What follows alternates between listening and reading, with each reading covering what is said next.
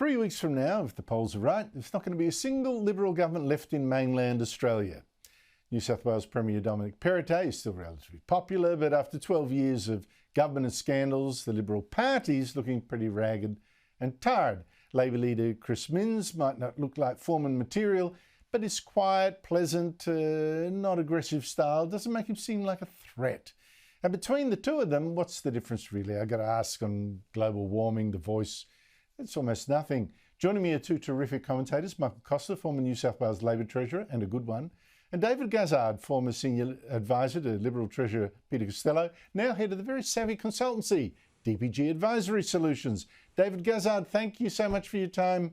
This is a debut for you. How did it get to this, that the Liberals look like losing their last mainland government? Well, I'm not quite sure I agree with you there, Andrew, and for a number of reasons. And I'll take you and Michael back. I'd be interested in his view on this because, to me, there's a lot of parallels to when I was the Chief of Staff to the New South Wales opposition leader, John Brogden. And he had only just assumed the position. He was very young, 32 at the time, and he was running on the slogan, a fresh approach. And people tended to like him. His favourabilities rose. He certainly wasn't threatening in the same way that you say Chris Minns is not threatening. But at the end, people went with what they knew. They went with the experience of Bob Carr, and the Labor government was elected for another term. Now, the reason I raise this as a period of parallel is that we ran with the slogan, a fresh approach. And that essentially meant that there was nothing really that anyone understood about John. He had no equity positions. And if you tried to run a line out there, no one tended to believe it. And what's Chris Minns running on now? Because no one actually knows who he is. He's running on a fresh approach, which says, look, we're new, we're funky, we're gonna do stuff, we've got energy and all that. But no one knows what these guys will do. And the reason I'm telling this story is that we are living in a time where people are probably pretty cautious about what they do with their vote at the end of March. They've got cost of living pressures going, through the stratosphere. They're worried about where things are going. Do they want to take a risk to someone they don't know? So they weren't in 2003, and I think there's a case to say that they won't now. And Labor has to win, 10 seats to Let me govern. go to Michael Costa on this. Michael Costa, great to see you. Do you agree with that? No, I don't. There's a world of difference between the period David's talking about and now. Labor effectively could have been in government during the course of this term. It was just a matter of the way the crossbench fell. Remember, the government lost its majority. It's been governing as a minority government. Bob Carr wasn't a minority government. In fact, he had a significant majority at that stage.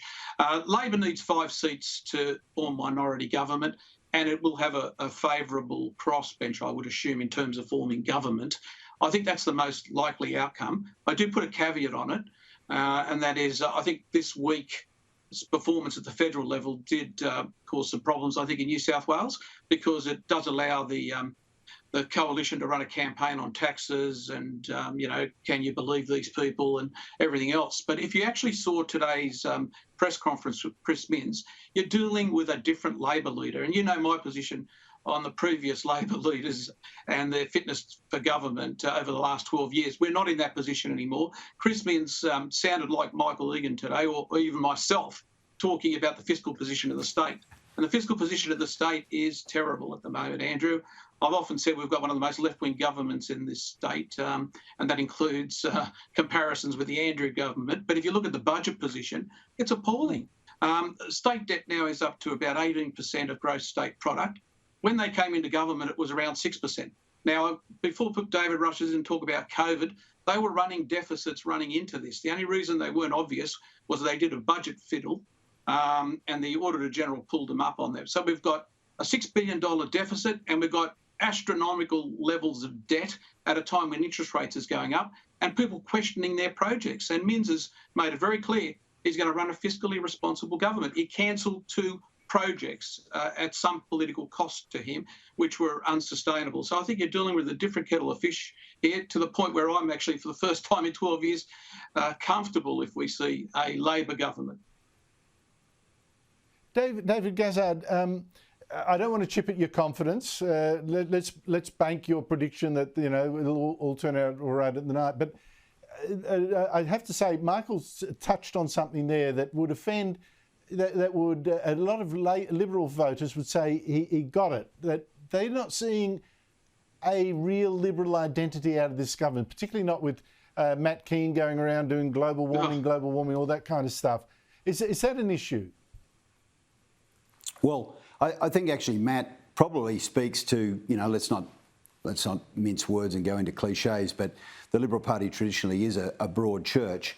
And you can see what happened at a federal level with a large swing to the Teals. So I think the Liberal Party's brand position has been damaged on the left, and you can either go with a Teal and lose government, or you potentially have moderates like Matt Keane out there making the case to stay in government and to thrash these issues out in the party room or in the cabinet suite. So I think Matt has served a purpose within the Liberal Party.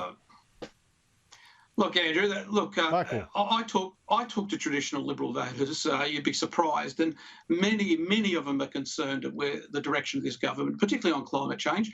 And remember, I'm up here in the Hunter most of the time, and there's a lot of jobs going to be lost through some of these changes. It's all very well to appeal to the North Shore of Sydney, which, by the way, in the last federal election, the Teals may have been an issue, but I don't think they're going to be an issue in the state election.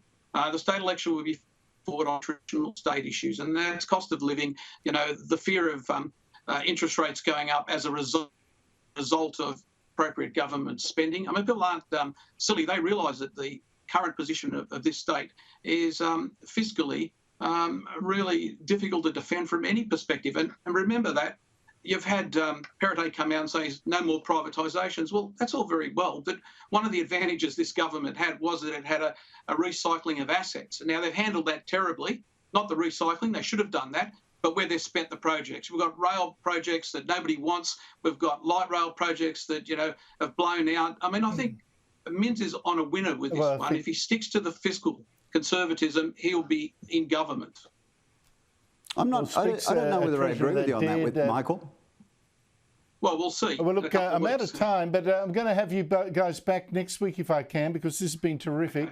Okay. Thank you very much to you both. Really appreciate that.